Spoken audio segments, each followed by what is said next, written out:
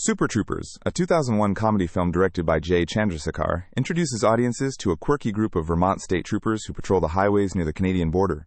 These troopers, known for their pranks and laid-back approach to law enforcement, frequently find themselves at odds with the local police department, the Spurbury Police.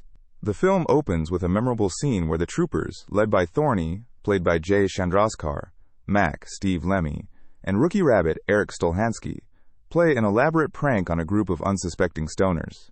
This initial setup not only establishes the troopers' irreverent style of policing, but also sets the tone for the film's blend of slapstick humor and absurdity.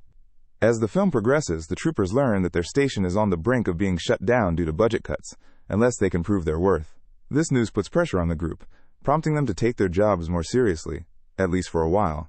The plot thickens when they stumble upon a major drug smuggling operation, inadvertently becoming embroiled in a case that could save their jobs. The discovery of a dead body in a Winnebago loaded with marijuana sets off a series of comedic events, as the troopers attempt to outsmart the Spurbury Police, who are also vying for credit in solving the case. The rivalry between the two law enforcement groups fuels much of the film's humor, with both sides engaging in one-upmanship and juvenile pranks. Throughout the movie, each trooper's individual quirks and personalities come to the forefront, contributing to the ensemble comedy. Thorny, the unofficial leader, tries to keep the group in check while dealing with his own issues, such as his love for maple syrup and a budding romance with a Spurbury police officer, Ursula, Marisa Coughlin. Meanwhile, Mac is the resident prankster, always inventing new ways to entertain himself at the expense of others. Foster, Paul Soter, the most level-headed of the group, often finds himself caught between his duty and his feelings for Ursula. Lastly, Farva, Kevin Heffernan, the most obnoxious of the bunch, frequently causes chaos with his brash behavior, much to the dismay of his colleagues. The investigation leads the troopers to a series of comedic encounters and mishaps, including a memorable scene in which they disguise themselves to infiltrate a party held by the suspected drug dealers. The film's humor is marked by its mix of clever wordplay, physical comedy, and running gags, such as the infamous meow game, where the troopers insert the word meow into their conversations with unwitting civilians. As the troopers dig deeper into the case, they uncover corruption within the Spurbury Police, adding another layer to their rivalry and intensifying the stakes of their investigation.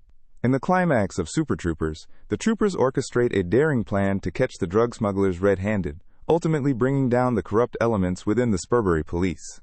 Their success not only saves their station, but also solidifies their bond as a team.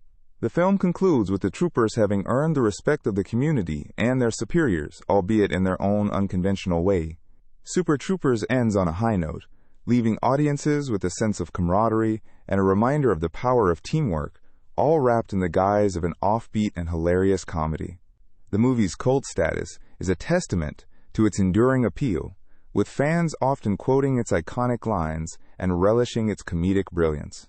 Super Troopers, a cult classic comedy released in 2001, is renowned for its slapstick humor and memorable one-liners, but there are several behind-the-scenes secrets that even the most dedicated fans might not know.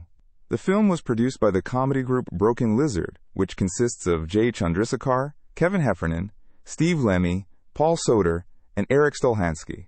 Interestingly, the filmmakers faced substantial challenges in bringing their vision to the screen. Initially, it received several rejections from Hollywood studios, forcing them to raise funds independently. With a modest budget of just $1.2 million, the film was shot in only 28 days in and around New York, not Vermont, where the film is set. This tight schedule and limited budget added a layer of pressure that the cast and crew skillfully turned into creative energy, resulting in a film that exudes spontaneity and authenticity. One fascinating aspect of Super Troopers is the extent to which the cast participated in the filmmaking process beyond acting. The screenplay was collaboratively written by all 5 members of Broken Lizard, which allowed each actor to craft their characters in a way that played to their comedic strengths. Jay Chandrasekhar, who played the character Thorny, also took on the role of director, a dual responsibility that he balanced by leveraging his deep understanding of the group's comedic dynamic. This approach ensured that the film maintained a consistent comedic tone and tight pacing. The camaraderie among the group is evident in the seamless way the jokes and gags unfold, highlighting their years of experience performing together. The movie is peppered with Easter eggs and subtle nods that enhance the viewing experience for those paying close attention. Fans may not realize that the character names are often inspired by real-life people and experiences from the group's past. For instance, the character Farva, portrayed by Kevin Heffernan, is reportedly based on an annoying friend from college.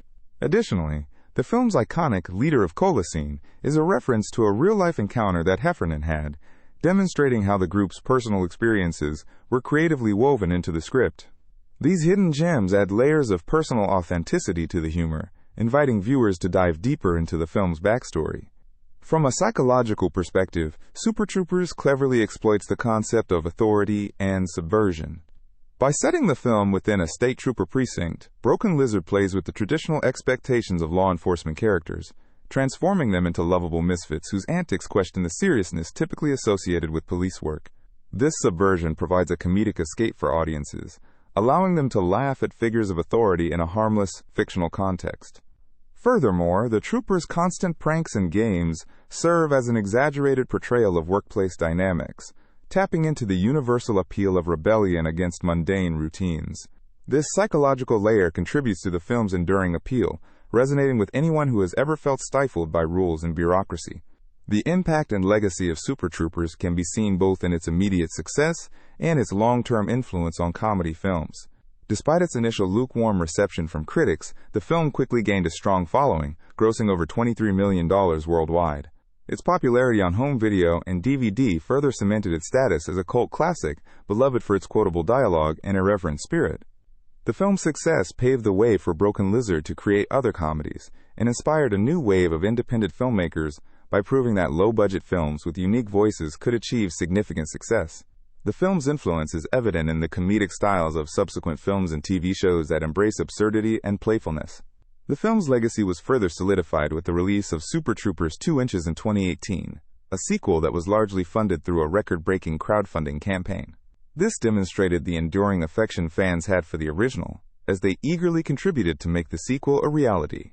The success of the campaign highlighted the powerful connection between creators and audiences in the digital age, offering a blueprint for future projects.